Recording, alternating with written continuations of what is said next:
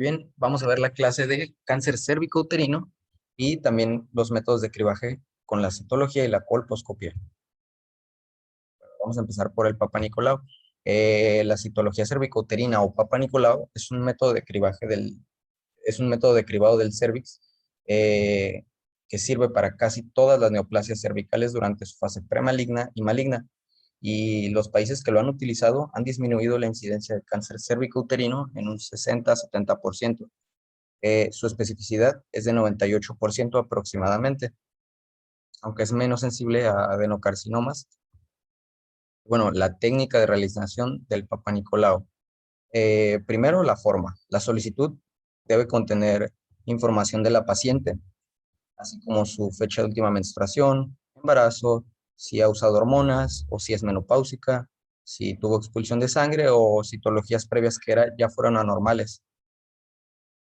Bueno, la preparación de la paciente, primero pues programamos la cita, que no sea en días que no tenga la regla y que tenga una abstención sexual de 24 a 48 horas antes. Pues secreciones, sangrados y menstruación no planeadas no son razones para diferir la prueba, es decir, si la paciente el día de la prueba no ha dejado de sangrar, por ejemplo, puedes hacer la prueba.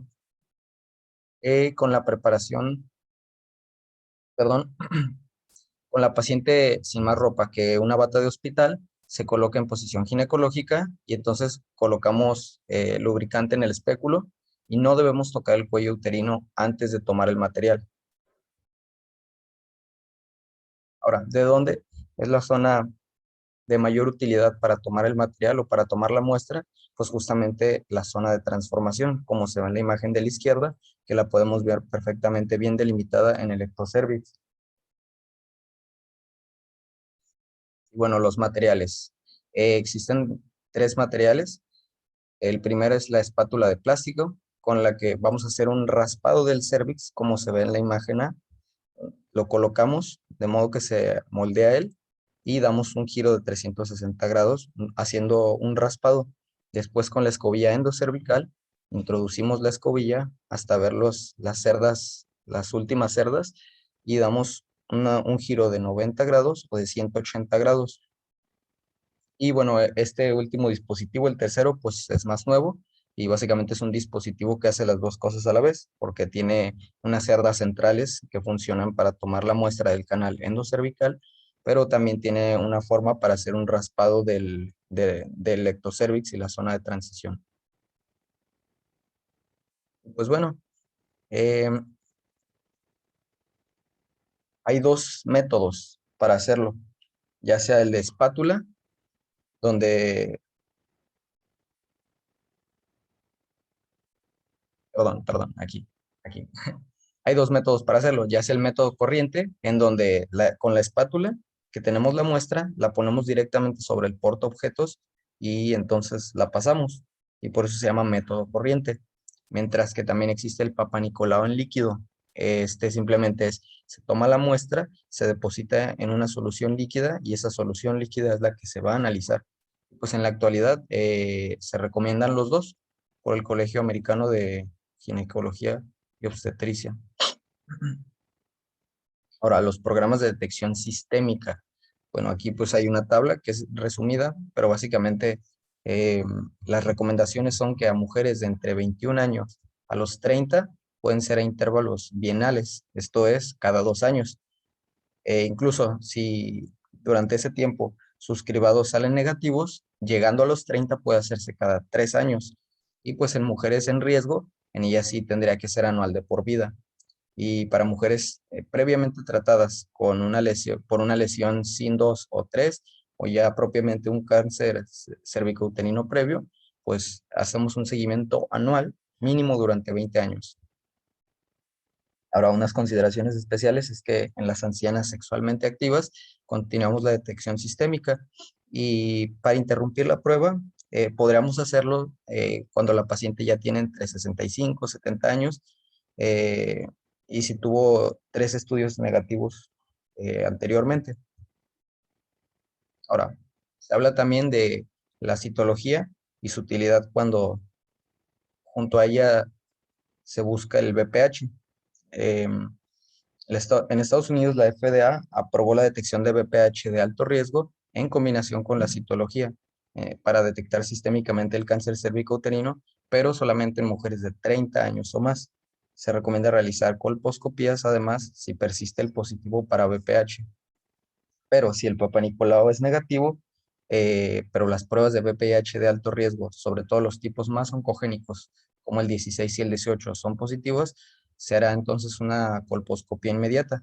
Y pues en adolescentes y mujeres jóvenes, la detección del BPH puede no ser útil, porque como están más expuestas, es muy probable que salga positivo, pero eso no significa que en ellas va a haber una lesión maligna. Y es muy raro el cáncer cervicuterino en mujeres jóvenes de menos de 21 años. Ahora, el reporte, ¿cómo nos van a reportar una citología? Va a ser con el sistema Bethesda. Y para nosotros saberlo leer, pues tenemos que conocer esta nomenclatura que pues reúne los datos de la citología para estandarizarlos y los va a ubicar en ciertas categorías. Pero primero que nada, divido como en dos grandes grupos, si encuentran células escamosas o si encuentran células glandulares. Si encuentran células escamosas, pues pueden ser células escamosas atípicas solamente, y ya de ahí te pueden decir si su importancia está precisada o no. Si no desconocen o si desconocen la importancia que pueda tener, entonces quedará como AS u S de importancia no precisada. Sin embargo, si los hallazgos no excluyen la posibilidad de lesión de alto riesgo, así se reporta. Ahora, si hay propiamente una lesión intraepitelial de baja malignidad, se reporta como LSIL, mientras que si las células eh, vistas ya tienen una lesión intraepitelial escamosa de alta malignidad, pues entonces pasaría a ser una HSIL. Mientras que si se detectan células glandulares, simplemente se reportan como células glandulares atípicas o AGC. Y las células glandulares típicas que inducen neoplasia o células endocervicales o por lo demás no especificado o ya propiamente el adenocarcinoma in situ. Bueno, pues esa tabla simplemente es de referencia y viene en la GPC y es como reportarían toda una citología con el sistema Bethesda incluso. Bueno, pues aquí vemos dos ejemplos. Aquí vemos dos ejemplos de citologías. Si se fijan, es un estudio normal con técnica de Papa Nicolau. Estos fragmentos que se observan aquí son normales. Se identifican células parabasales benignas, intermedias y células escamosas superficiales. Mientras que del otro lado, el Papa Nicolau refleja una lesión intraepitelial escamosa de alta malignidad. Si observamos los núcleos y la cromatina, ya tienen alteraciones y son displásicos. Bueno, esto es lo mismo, los apartados del sistema Bethesda. Ahora, las recomendaciones generales, dependiendo de la normalidad en la célula epitelial, aquí nos dictan unas recomendaciones. Por ejemplo, si es de, si son células escamosas atípicas, pero no de importancia no determinada, entonces deberíamos repetir el estudio a los 6 meses o a los 12 meses y además acompañarlo con un método para detectar BPH o una colposcopía. Si por otra parte la lesión intraepitelial escamosa es de bajo riesgo, simplemente se abordará con una colposcopía para mujeres no adolescentes. En cambio, si ya propiamente se detecta una lesión de alto riesgo de malignidad o propiamente un carcinoma de células escamosas, vamos directo a la colposcopía.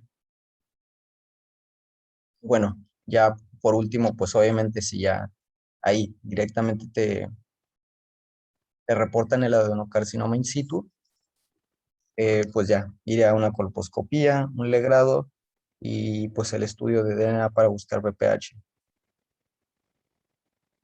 Ahora vamos con colposcopía. La colposcopía es un método extrahospitalario que explora el cervix con un aumento o microscopio binocular. Su sensibilidad para detectar una neoplasia de alta malignidad es aproximadamente del 70%.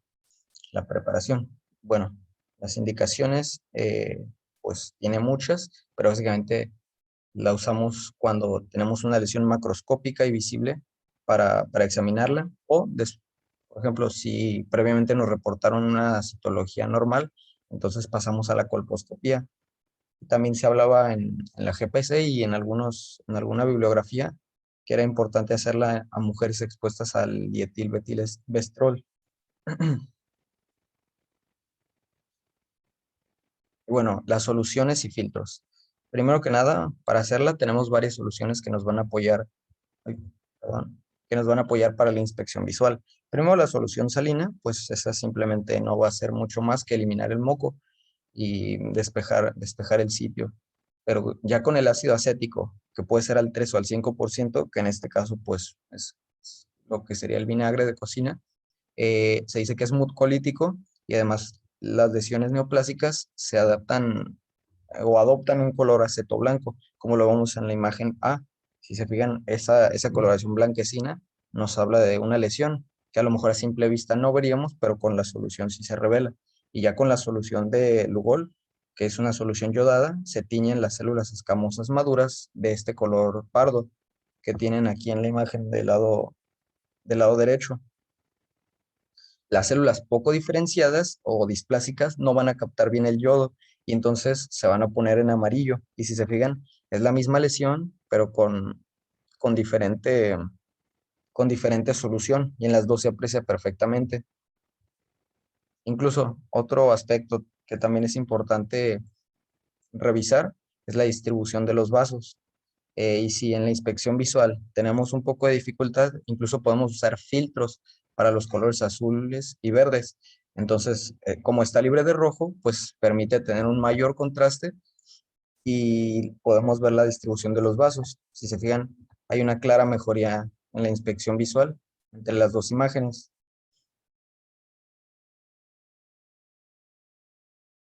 Bueno, para reportar las colposcopías se va a hacer con el índice colposcópico y básicamente muy similar a una lesión en la piel o algo así, pues nos va a reportar los bordes de la lesión, los colores de la lesión y la distribución de los vasos y su captación del Lugol. Ahora bien, vamos propiamente a lo que sería el cáncer cervicouterino. El cáncer cervicouterino es un tumor maligno originado por la pérdida del control de crecimiento de las células perdón, del endocervix y ectocervix y puede invadir estructuras adyacentes.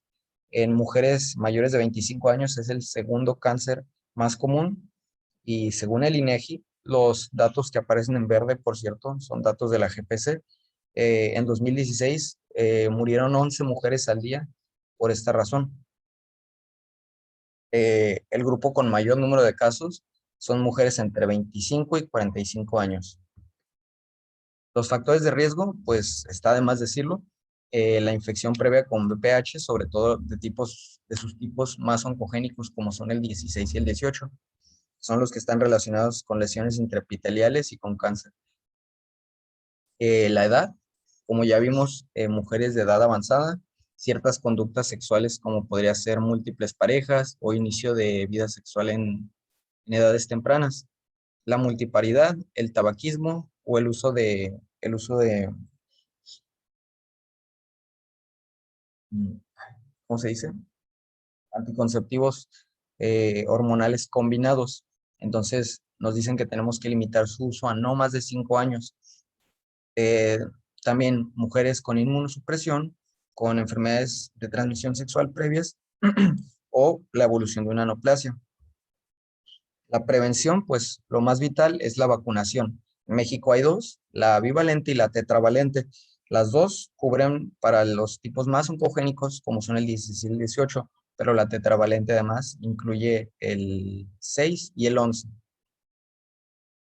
Bueno, la vacuna se debe administrar con intervalos de 0 a 6 meses en mujeres de 9 a 13 años, de preferencia antes del inicio de su vida sexual. Eh, si no es así, si ya habían previamente iniciado su vida sexual, no importa, se puede vacunar a una mujer de 15 años o más, por ejemplo, o también inmunocomprometidas en un esquema de 3 dosis, de 0 a 1 a 2 meses y a 6 meses. Los tipos histológicos, pues el sitio más común, como ya se había comentado, y donde se toma la muestra en la citología es de la zona de transición. Y pues obviamente los carcinomas escamosos son más comunes. sobre todo el no queratinizante.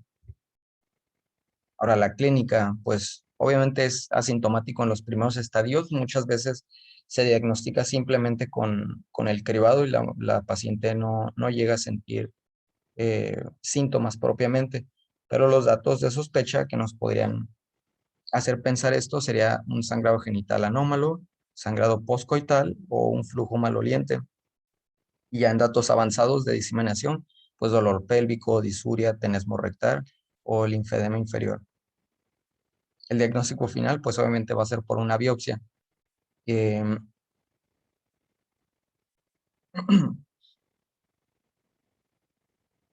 Ahora, para la estadificación, hay que recordar entonces que la neoplasia intraepitelial del cérvix puede ser 1, 2 o 3, es decir, si va de la membrana basal hacia arriba, el tercio inferior, si llega al tercio medio y ya si sobrepasa o si llega al último tercio, se considera un carcinoma in situ. Y aquí dice incluso la probabilidad de que regresen, de que hay una regresión, perdón, o de que hay una progresión. Y si se fijan, el SIN1, sobre todo en mujeres jóvenes, puede tener una regresión espontánea, pero ya en mujeres de edad avanzada que presentan un SIN2, es muy probable que sigan evolucionando, y es en las que hay que estar más al pendiente con el cribado. Pues la estadificación va a usar los criterios de la FIGO. Para esta clasificación es importante la historia clínica, la exploración física completa, muy importante para los datos de diseminación, la citología cervical obviamente, y pues la biopsia. Ahora, en la exploración física, que es muy importante, debemos hacer un tacto rectovaginal. También valorar las regiones ganglionares como las supraclaviculares, axilares o inguinales.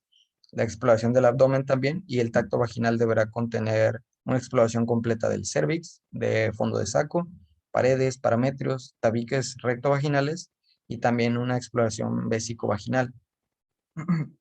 Esta edificación de este cáncer, como muchos otros, cuando estuvimos en oncología lo vimos, se hace con el sistema TNMO, T de tumor, la invasión a ganglios linfáticos y ya, si no, metástasis a distancia.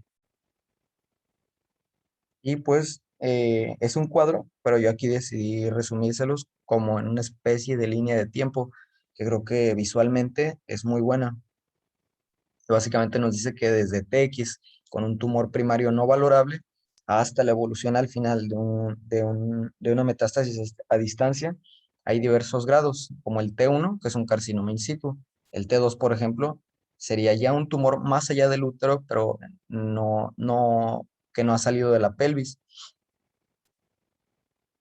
No ha salido de la pelvis ni al tercio inferior de la vagina. Y ya un T3, por ejemplo, sería cuando el tumor se extiende a las paredes laterales de la pelvis. Y ya T4, cuando ya invade la mucosa de la vejiga o el recto y se extiende mucho más allá de la pelvis. Bueno, lo mismo que habíamos dicho, eh, si en los ganglios eh, no son valorables, o si hay metástasis, o si la metástasis llega ya a los ganglios regionales supraclaviculares o otros. Bueno, pues entonces ya con esa traducción el sistema TNM nos da estadios del 0 hasta el 4B. Y aquí están los estadios. Esta pues es una tabla, es muy buena para ilustrativamente verlo. Si se fijan, al lado tiene su respectivo dibujo con estadio 1A1 muy delimitado. Ya el estadio 1B1, si se fijan, ya el tumor va hacia afuera, incluso empieza a descender sobre las paredes de la vagina. Ya para los estadios 3B, por ejemplo, ya está en más zonas de la pelvis. Y ya para el último estadio ya tiene una metástasis a distancia. Y para cada uno de estos, eh, lo fui sintetizando así, si se fijan. No los voy a comentar todos uno por uno porque los aspectos más importantes son los que en el 1A el carcinoma es microscópico. Ya si sigue avanzando, debemos valorar si pasa de 3 milímetros de profundidad o si es mayor. Y ya si es mayor, por ejemplo, puede ser una lesión clínicamente visible, pero ya la dividimos si es menor de 4 centímetros o mayor de 4 centímetros. En el estadio 2, ya habíamos visto que la lesión era mayor de 4 centímetros, pero no invade parametrios. En la lesión 2A1, la lesión es clínicamente visible, pero menor de 4 centímetros. Y en la lesión 2A2, la lesión es visible clínicamente y mayor de 4 centímetros. La 2B, pues ya es cuando hay una invasión de parametrios. En el tercer estadio, pues simplemente el 3A es una extensión al tercio inferior de la vagina sin llegar a la cavidad o a la pared pélvica, perdón. Y el 3B, pues ya se llega, hay extensión a la pared pélvica y puede haber datos renales incluso. El estadio 4, pues ya es extensión a órganos adyacentes, como la vejiga, como el recto, y el 4B ya son en órganos a distancia. Los factores de mal pronóstico, pues obviamente es una afectación ganglionar, tumores mayores de 4 centímetros o invasión del espacio linfovascular. El tratamiento, si se fijan, lo puse muy condensado, simplemente como por etapas, porque hay otra GPC y podríamos hablar muy extensamente de él, pero simplemente decidí dividirlo así en las tres formas de tratamiento que hay, que con los microscópicos, se puede hacer con conización del cérvix, eh, sobre todo si la mujer no ha satisfacido su deseo de pariedad. Si, por ejemplo, si se encuentra satisfecha en cuanto a su pariedad, pues podemos realizar una histerectomía simple. Ya para estadios más avanzados, como vemos que podría ser hasta el 2A1, el tratamiento es quirúrgico, con histerectomía radical, pero en estadios precoces y con tumores menores de 4 centímetros. Lo bueno de esto es que vamos a conservar la función ovárica y pues se prefiere la cirugía laparoscópica, pero incluso si el tumor es más grande, ya además a la paciente se le va a administrar radioterapia y quimioterapia. Bueno, pues sería todo hasta aquí.